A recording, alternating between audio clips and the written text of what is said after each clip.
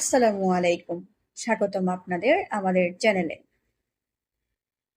আজকের গুরুত্বপূর্ণ আন্তর্জাতিক খবরে রাশিয়ার প্রেসিডেন্ট ভ্লাদিমির পুতিন এর কাছে বিশেষ বার্তা পাঠিয়েছেন ইরানের সর্বোচ্চ নেতা আলী খামেনি।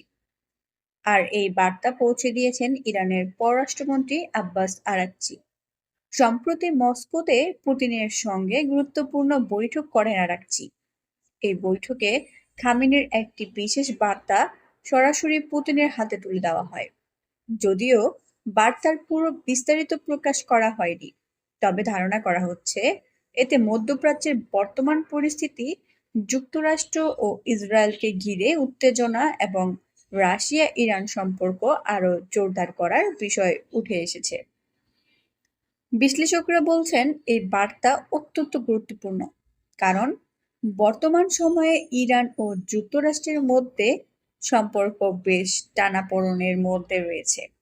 এমন পরিস্থিতিতে রাশিয়ার সঙ্গে ঘনিষ্ঠ যোগাযোগ ইরানের জন্য কৌশলগতভাবে খুবই গুরুত্বপূর্ণ।